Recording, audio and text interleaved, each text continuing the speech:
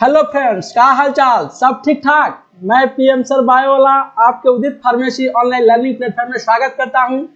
मैं फिर आपके साथ जेनेटिक्स से इम्पोर्टेंट एमसीक्यू क्वेश्चन के साथ जुड़ गया हूं। ठीक है, आपको पहले मैं बता दूं कि जो बच्चे अपने तैयारी नहीं शुरू किए हैं, जो डी फार्म के जो तैयारी कर रहे हैं, जो अपनी तैयारी को नहीं शुरू किए हैं, वो आप जाकर उदित फार्मेसी के ऑनलाइन ऐप पर अपनी तैयारी को शुरू कर सकते हैं। मैंने जेनेटिक्स को टोटल 6 लेक्चर में कंप्लीट कराया है। आप वहां से पेड क्लास में ऑनलाइन उदित फार्मेसी जो ऐप है उस पर आप जाकर ज्वाइन कर सकते हैं। अपने डी फार्म में की जो एग्जाम है उसमें आप बेहतर कर सकते हैं।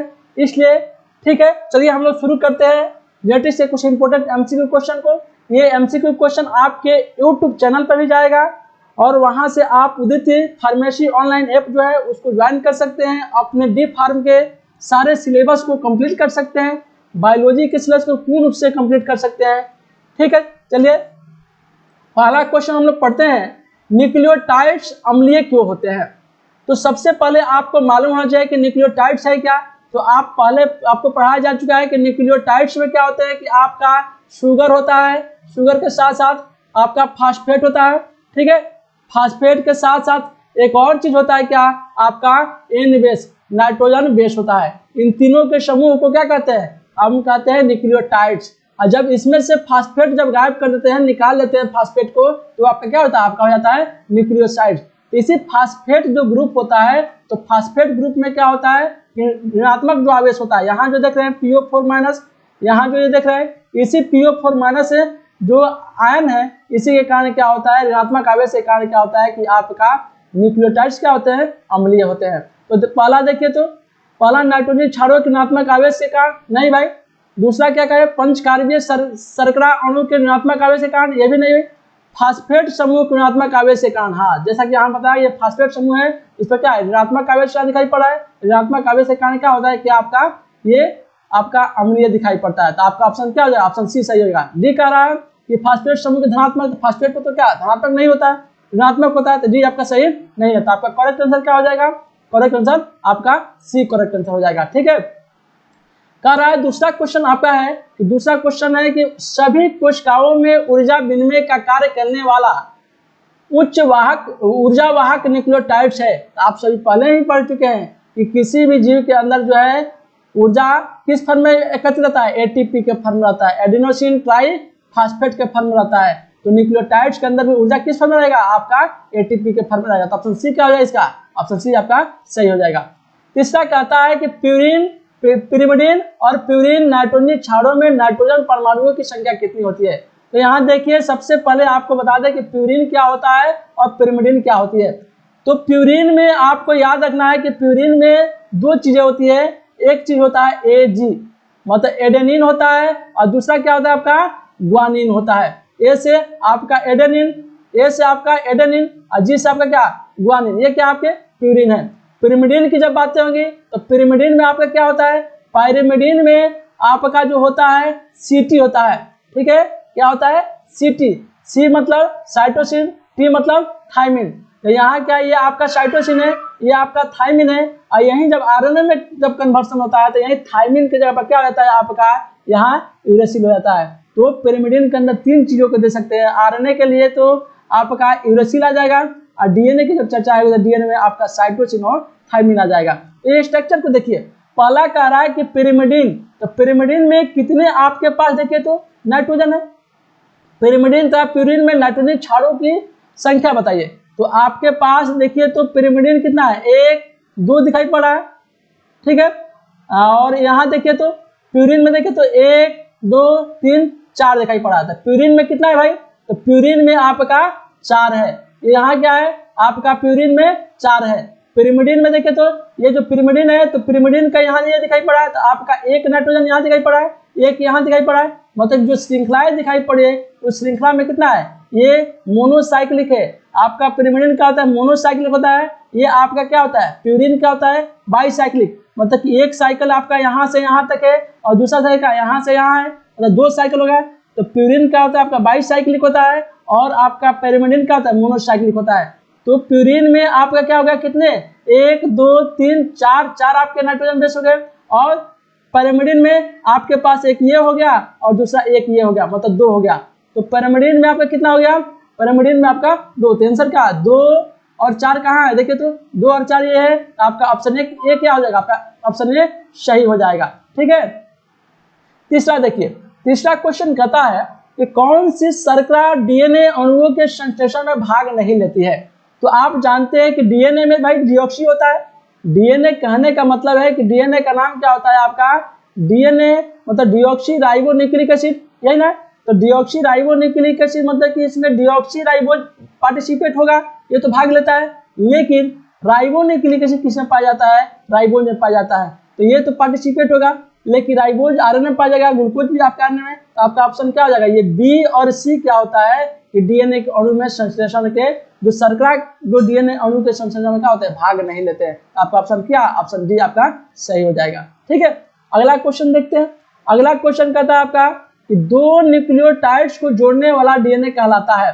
2 न्यूक्लियोटाइड्स को जोड़ने वाला, 2 न्यूक्लियोसोम्स को जोड़ने वाला डीएनए कहलाता है। देखिए आपके पास ये डीएनए है, जानते हैं कि डीएनए क्या होता है, डबल स्ट्रैंडेड होता है, और एक आपके पास आपने ऐसे कर दिया, तो अब इन दोनों को जोड़ने वाला मतलब कि यहाँ से यहाँ जो जोड़िएगा ए डबल बॉन्ड टी, जब जोड़िएगा इस डीएनए को, तो ये क्या है, इसके अंदर बहुत सारी अंतराली डीएनए पाए जाते हैं। इसी अंतराली डीएनए का क्या होता है कि दो डीएनए का होते हैं, 2 डीएनए के जो न्यूक्लियोसोम्स होते हैं वो न्यूक्लियोसोम्स का एक साथ जुड़ते हैं। तो न्यूक्लियोसोम्स को जोड़ने वाला जो डीएनए होता है क्या, उसका आपका अंतराली जो डीएनए होता है वही होता है। आपका ऑप्शन क्या, ऑप्शन सी सही हो जाएगा आपका। ठीक है, अगला क्वेश्चन देखिए। अगला क्वेश्चन कहता है कि मेंडल ने शुद्ध सफेद पुष्प वाले अप्रभावी मटर के पौधे को लिया। तो प्रभावी के लिए बताया गया था कि कैपिटल टी को दिखाया था, ये क्या है आपके डोमिनेंट को दिखाता है। अप्रभावी के लिए स्मॉल आपको दिखाता है क्या, आपके रिसेसिव के लिए दिखाता है अप्रभावी के लिए। तो कह रहा है कि शुद्ध सफेद पुष्प वाले, तो सफेद पुष्प वाले कैसा, अप्रभावी, मतलब कि सफेद पुष्प के लिए आप क्या इंडिकेट करते हैं, आप डब्ल्यू इंडिकेट करते हैं। अप्रभावी के लिए स्मॉल डब्ल्यू, हमने लिया स्मॉल डब्ल्यू। ये क्या कर रहा है, ये आपके अप्रभावी रिसेसिव जो है सफेद पुष्प को दर्शा रहे हैं। अब कह रहा है कि पौधे का प्रभावी शुद्ध जो है लाल पौधे से संकरण किया जाता है। पौधे का प्रभावी मतलब डोमिनेंट कैरेक्टर है, और कैसा है भाई आपका रेड है, तो रेड है, अप्रभावी है तो मतलब कैपिटल आर दिखाएंगे। अब दोनों को क्रॉस करेंगे तो क्या बनेगा, इसको जब इससे क्रॉस करेगा क्या बनेगा आपका कैपिटल आर और स्मॉल डब्ल्यू। फिर इसको इससे क्रॉस करेगा तो क्या बनेगा आपका बनेगा क्या, कैपिटल आर और इसका स्मॉल डब्ल्यू। ठीक है, फिर अब इसको फिर इससे क्रॉस करेंगे पहले वाला से, तो क्या बनेगा आपका कैपिटल आर स्मॉल डब्ल्यू। ठीक है, कैपिटल आर और स्मॉल डब्ल्यू। फिर इसको फिर इससे क्रॉस करके क्या बनेगा कैपिटल आर और स्मॉल डब्ल्यू। तो पहला अक्षर क्या है आर, इसका पहला अक्षर क्या है आर, पहला अक्षर क्या है आर, पहला अक्षर क्या है कैपिटल आर। ये सबके सब चारों के चारे प्रोजेनी का पहला अक्षर क्या है कैपिटल आर। तो आर किसको इंडिकेट कर रहा था, आर आपके रेड कलर को दिखा रहा था। तो इसके साथ सभी पुष्प का, ये भी आपका पुष्प लाल होगा और ये भी पुष्प लाल होगा, ये भी पुष्प लाल होगा, ये भी पुष्प लाल होगा, क्योंकि पहला अक्षर रेड दिखा रहा है और भी कैपिटल है, इसलिए क्या सभी के सभी पुष्प क्या होंगे लाल होंगे। तो ये आपका ऑप्शन क्या, ऑप्शन बी क्या हो जाएगा आपका सही हो जाएगा, सभी के सभी पुष्प क्या होंगे लाल होंगे। ठीक है, अगला क्वेश्चन कहता है कि निम्न में से कौन सा एंजाइम डीएनए के डुप्लीकेशन को करता है। तो डीएनए के जब भी डुप्लीकेशन की बात होती है, मतलब कि कोई आपके पास डीएनए एन है, एन से यदि 2n में कन्वर्ट होता है, इसको को करने के लिए कौन काम करता है, तो आपका डीएनए पॉलीमरेज जो होता है वो डीएनए पॉलीमरेज क्या करता है कि इसके डुप्लीकेशन में मदद करता है। तो आपका ऑप्शन क्या हो जाएगा, देखिए तो ऑप्शन डीएनए लाइगेज नहीं होगा, डीएनए टोपोआइसोमेरेज ये भी नहीं होगा, डीएनए पॉलीमरेज जब आ गया तो आपका ऑप्शन सी क्या हो जाएगा, आपका ऑप्शन सी सही हो जाएगा। डीएनए आरएनए पॉलीमरेज होगा नहीं, डीएनए पॉलीमरेज आपका सही हो जाएगा। ठीक है, अगला क्वेश्चन कहता है कि आरएनए की प्राइमरी अवस्थाएं होती है। तो आरएनए की जब भी प्राइमरी अवस्था की जब चर्चाएं की जाती है तो आरएनए में क्या होता है कि आपका डीएनए डुप्लीकेशन के कारण उसकी आवश्यकता उसकी पड़ जाती है। ठीक है, तो आपका ऑप्शन क्या हो जाएगा, आपका ऑप्शन ए सही हो जाएगा। ठीक है, अब अगला क्वेश्चन आपका कहता है कि हरगोविंद खुराना होली एवं नीरनबर्ग को किस कार्य के लिए 1968 ईस्वी में नोबेल पुरस्कार दिया गया था। तो आप सभी जानते हैं कि जो खुराना साहब थे, खुराना साहब ने क्या किया था, जेनेटिक कोड पर उन्होंने काम किया था। जेनेटिक कोड पर काम किया था, अनुवांशिक जो पुट होता है उसी के ऊपर उन्होंने काम किया था। उन्होंने बताया था कि अलग अलग जीवों के अंदर के जो कैरेक्टर होते हैं उनको निर्धारित करने वाले जो जीन होते हैं वो क्या होते हैं, अलग अलग होते हैं। जैसे इसका उपयोग आज देखते हैं जो फिंगर प्रिंटिंग देखते हैं, इसमें क्या है, अलग अलग जो हमारे उंगलियां है, इस उंगलियों के ऊपर जो जीन है अलग अलग जीन को इंडिकेट करता है, अलग अलग स्थान जो है अलग अलग जीन को इंडिकेट करता है। तो हरगोविंद खुराना, होली एंड निरनबर्ग को जेनेटिक कोड के लिए, अनुवांशिक पुट के संबंधी कार्य के लिए उन्होंने क्या किया था, नोबेल पुरस्कार दिया गया था। आपका ऑप्शन ए ही क्या है, अनुवांशिक पुट संबंधी कार्य है तो सही बात है। आरएनए संश्लेषण है तो नहीं भाई, डीएनए का कलेक्शन है तो नहीं, प्रोटीन से नहीं, तो आपका ऑप्शन ए क्या हो जाएगा, आपका ऑप्शन ए सही हो जाएगा। ठीक है, अब कह रहा है कि एक हीमोफिलिक मनुष्य का एक समान होमोजाइगस स्त्री से विवाह होता है तो उसके कितने प्रतिशत पुत्र हीमोफिलिक होंगे। तो आपको बता दें कि जो हीमोफिलिया होता है, हीमोफिलिया में क्या होता है कि हीमोफिलिया को हम ब्लीडर्स डिजीज भी कहते हैं। हीमोफिलिया को क्या कहते हैं, ब्लीडर्स डिजीज, क्योंकि इसमें आपके बॉडी का कोई पार्ट यदि मानते कट जाता है तो कट जाने के कारण क्या होता है कि वहां से निरंतर क्या होता है कि निरंतर ब्लड निकलते रहता है। निरंतर ब्लड क्यों निकलता है, क्योंकि हमारे ब्लड के अंदर के जो क्लोथिंग जो पावर होता है और जो क्लोटिंग जो पावर होता है वो क्लोटिंग पावर क्या होता है आपका, वो खत्म हो जाता है। जो जमाने की जो पावर होती है, जो खून जमने का जो उसका फैक्टर होता है, वो फैक्टर क्या होता है, वो खत्म हो जाता है। ठीक है, इसी के चलते क्या होता है कि मनुष्य को हीमोफिलिया हो जाता है। कहीं भी चोट लगती है या मानते कट जाता है तो उसका ब्लड रुकता नहीं है, कंटिन्यूअस ब्लड निकलते रहता है, जिसके चलते क्या उस व्यक्ति की मृत्यु हो जाती है।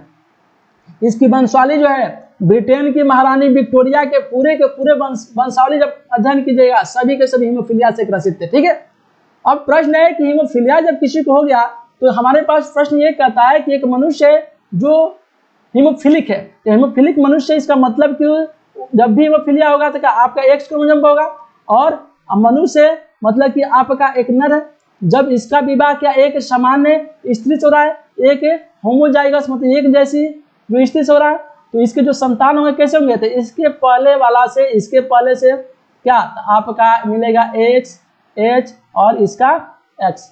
ठीक, अब इसके पहले वाले से इसके दूसरे से करेगा क्या बनेगा, इसका फिर क्या एक्स एच एक्स, फिर इसके वाला से इसके पहले से करेगा तो क्या बनेगा आपका बनेगा एक्स वाई, फिर इसके पहले वाई वाला से दूसरे वाला से फिर इसके दूसरे से क्या बनेगा एक्स वाई। आप क्या देख रहे हैं यहाँ जो है उसके जो एक सेक्स जो लड़की जो मिल रही है, यहाँ भी क्या है आपका एक सेक्स लड़की मिल रही है, मतलब कि यहाँ उनकी 50% क्या हुई, 50% गर्ल्स हुई, 50% क्या होगा भाई गर्ल्स।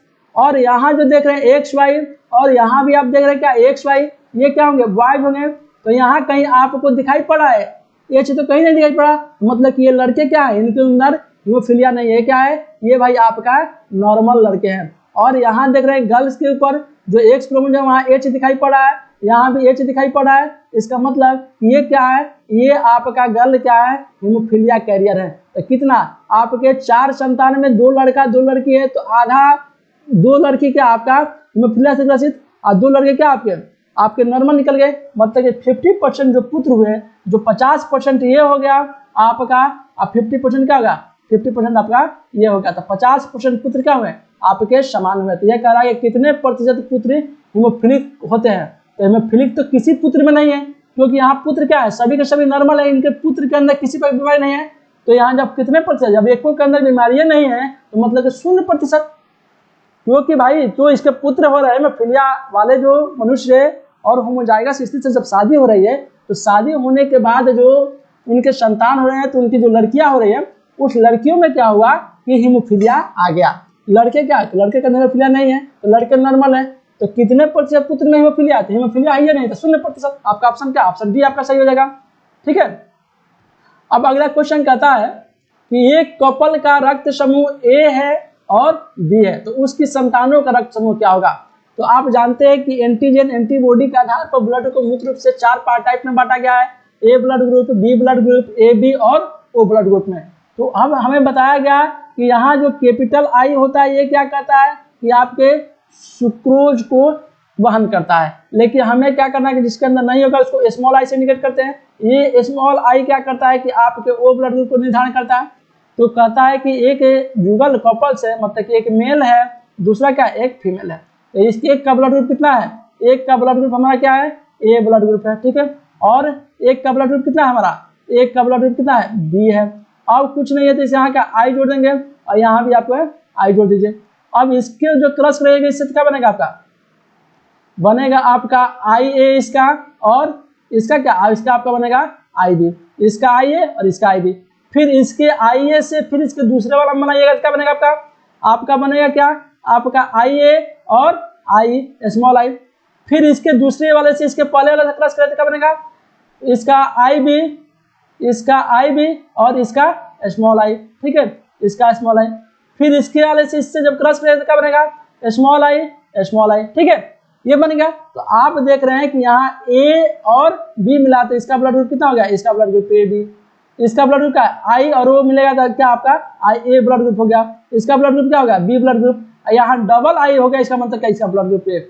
मतलब कि जब क्या करते हैं कि ए ब्लड ग्रुप वाले मेल को बी ब्लड ग्रुप फीमेल से जब कांटेक्ट आते हैं तो उनके जो संतान होंगे तो उनके संतान में कौन कौन सा ब्लड ग्रुप है, ए बी ब्लड ग्रुप होगा, ए ब्लड ग्रुप होगा, बी ब्लड ग्रुप होगा और आपका ओ ब्लड ग्रुप होगा। तो कौन सा ऑप्शन सही हो जाएगा, ए बी और ओ, तो आपका ऑप्शन सी क्या हो जाएगा, आपका ऑप्शन सी सही हो जाएगा, ठीक है। अब चलिए निम्न में से कौन सा अनुपात टेस्ट क्रॉस को दर्शाता है। याद कीजिए टेस्ट क्रॉस में आपको बताया गया था कि जब कोई होमोजाइगस होगा, होमोजाइगस का जब क्रॉस कराते हैं क्या F1 पीढ़ी के संतान से, ये आपका F1 पीढ़ी का संतान है, इस पीढ़ी को बताया गया था कि F1 पीढ़ी है, F1 पीढ़ी के संतान से जब क्रॉस कराते हैं तो उस क्रॉस को क्या कहते हैं, हम टेस्ट क्रॉस कहते हैं। मतलब कि कैपिटल टी को क्रॉस कराते हैं क्या F1 पीढ़ी कैपिटल टी स्मॉल टी से, इस क्रॉस को क्या कहते हैं, इस क्रॉस को कहते हैं हम टेस्ट क्रॉस कहते हैं। तो इसका क्या रेशियो होगा, तो देखिए इसका पहले वाला से क्रॉस क्या बनेगा कैपिटल टी, फिर इसके पहले से इसके दूसरे वाले से क्रॉस करें तो क्या बनेगा आपका कैपिटल टी और स्मॉल टी, फिर इसके पहले वाले से इसके जो क्रॉस क्या बनेगा आपका कैपिटल टी, फिर इसके दूसरे वाले से फिर इसके दूसरे क्या बनेगा आपका कैपिटल टी स्मॉल टी। तो आप देख रहे हैं कि यहाँ कैपिटल टी का एक यहाँ और एक यहाँ, कैपिटल टी स्मॉल टी का एक यहाँ और एक यहाँ, ठीक है, एक यहाँ और एक यहाँ। तो देख रहे हैं कि आपका कैपिटल टी मतलब ये आपका प्योर टॉल है, ये क्या है आपका भाई, ये आपका प्योर टॉल है। ये दोनों ये और ये दोनों क्या है आपका इम्प्योर टॉल है, लंबे तो ये भी है लेकिन पूर्ण रूप से लंबे नहीं है। ये भी क्या, ये और ये दोनों क्या है आपका प्योर टॉल है। मतलब दो गो आपका क्या है शुद्ध रूप से लंबा है, दो गो क्या है आपका शुद्ध रूप से। जब इसको काटिएगा अनुपात में कीजिएगा तो क्या हो जाएगा आपका एक अनुपात एक हो जाएगा। तो आपका ऑप्शन डी क्या हो जाएगा, इसका सही हो जाएगा, ठीक है। अब यहाँ बोला है कि कैपिटल टी मतलब होमो जाएगा स्मॉल टी को फर्स्ट F1 पीढ़ी से करेगा तब आपका टेस्ट क्रॉस होगा। चलिए आगे चलिए। आरएनए में पाई जाने वाली शर्करा है, तो आप जानते हैं कि आरएनए में कौन सा पाया जाता है, ये आपका राइबोज है ना। राइबोज कहाँ पाया, आपका आरएनए पे। डीऑक्सीराइबोज कहाँ पाया था आपके, ये आपका डीएनए में होता है, ठीक है। और ये आपका क्या होता है, ये आपका आरएनए के अंदर पाया जाता है। तो आपके आरएनए में पाई जाने वाली शर्करा कौन सी होती है, आपका राइबोज होती है, ठीक है।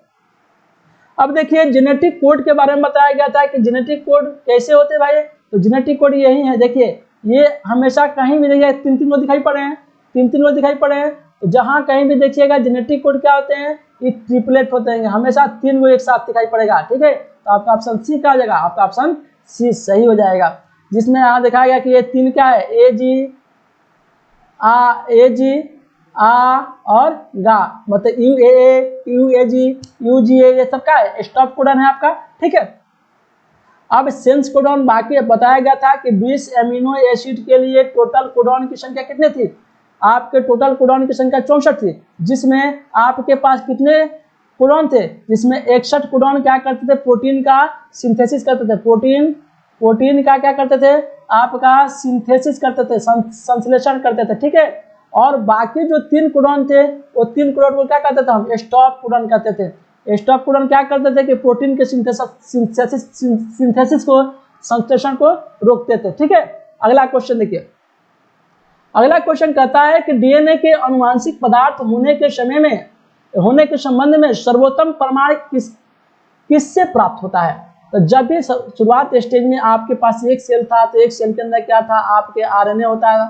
शुरुआती स्टेज में किसी भी जीव के अंदर जो था जेनेटिक मटेरियल की जब बातें की जाती थी तो उस टाइम का आपका आरएनए को ही जेनेटिक मटेरियल कहा जाता था। लेकिन बाद में जो सिंगल सेल था, सिंगल सेल क्या हुआ, आपका मल्टी सेलर में कन्वर्ट हो गया, बहुत सारे सेल के अंदर कन्वर्ट हो गया। तो इसी आरएनए के अंदर चेंजिंग हुआ, तो आरएनए किस में बदल गया, आपका आरएनए आपका डीएनए के अंदर चेंज हो गया।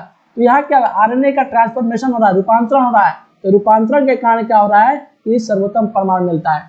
डीएनए के अनुवांशिक पदार्थ होने के संबंध में सर्वोत्तम परमाणु किससे मिलता है, तो जीवाणु की कोशिकाओं में जब रूपांतरण पाया जाता है तो वहीं से इसका परमाणु मिलता है। आपका ऑप्शन बी क्या हो जाएगा, आपका ऑप्शन बी सही हो जाएगा। गुणसूत्र के डीएनए में बने होते नहीं, ये बात सही नहीं है, पहला ऑप्शन सही नहीं है। जीवाणुओं की कोशिकाओं में रूपांतरण ट्रांसफॉर्मेशन हो रहा है, इसके कारण भाई होता है, ये बात सही है, यही आपका ऑप्शन सही होगा। कोशिका द्रव्य में डीएनए नहीं पाया, गलत बात है। या ज्ञान की डीएनए केंद्र में पाया जाता है, ये भी बात गलत है, ठीक है। अगला क्वेश्चन देखिए, अगला क्वेश्चन कहता है ट्रांसक्रिप्शन क्या है।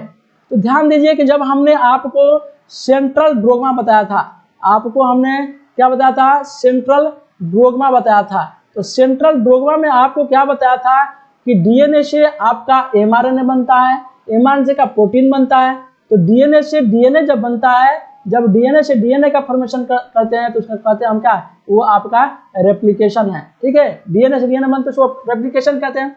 और जब आपका डीएनए से आपका आरएनए बनता है उसको क्या कहते हैं, ट्रांसक्रिप्शन कहते हैं। और जब आरएनए से आपका प्रोटीन बनता है उसको क्या कहते हैं, उसको कहते हैं हम ट्रांसलेशन कहते हैं। तो आपके पास प्रश्न कहता है कि ट्रांसक्रिप्शन में बनता है, तो ट्रांसक्रिप्शन में क्या बनता है, आपका डीएनए से आरएनए बनता है। तो आपका एमआरएनए, वहीं डीएनए से क्या बनता है, आपका एमआरएनए बनता है। तो आपका क्या हो जाएगा, डीएनए से एमआरएनए का फॉर्मेशन, ऑप्शन ये क्या हो जाएगा, आपका सही हो जाएगा। ट्रांसक्रिप्शन में डीएनए से एमआरएनए का फॉर्मेशन होता है। अब कहता है कि ड्रोसोफिला में क्रोमोसोम गुणसूत्रों की संख्या होती है। तो ये डायरेक्ट याद करने वाली बात है, समझाने की कोई इसमें जरूरत नहीं है, डायरेक्ट याद कर लीजिए कि जो ड्रोसोफिला होता है उस ड्रोसोफिला में जो क्रोमोसोम की संख्या होती है, जो गुणसूत्र की संख्या कितनी होती है, 8 होती है। अब मनुष्य में कितने संलग्न लिंकेज समूह पाए जाते हैं। तो आप जानते हैं कि मनुष्य के अंदर 2n बराबर कितना 46 क्रोमोसोम होता है, मतलब कि एक सामान्य मनुष्य के अंदर कितने टोटल कुल क्रोमोसोम की संख्या 46 होती है। तो मनुष्य कैसा होता है भाई, मनुष्य डिप्लॉयड होता है। तो इसलिए क्या आपका n बराबर कितना हो जाएगा 46/2, मतलब कि 23, मतलब कि आपके मेल गैमेट 23 हो जाएंगे और फीमेल गैमेट 23। तो आपके लिंकेज की जब बातें होंगी तो लिंकेज में जैसे कि ए है, यहाँ मानते हैं मेल हो गया, यहाँ फीमेल होगी, तो इसका कितना जुड़ा है, इसका 23 और इसका 23, मतलब 23 क्रोमोसोम जुड़ा है। मतलब कि कह रहा है कि मनुष्य में कितने क्रोमोसोम पार्टिसिपेट हो रहे हैं, कितने समूह पाए जाते हैं, तो 23 पाए जाते हैं। बात ध्यान दीजिएगा, 23 पाए जाते हैं। तो आपका ऑप्शन बी क्या हो जाएगा, आपका ऑप्शन बी सही हो जाएगा। अब क्वेश्चन कहता है कि मेंडल द्वारा अध्ययन किए गए मटर में निम्न में से कौन सा लक्षण अप्रभावित था। तो ध्यान दीजिए, फली का हरा रंग।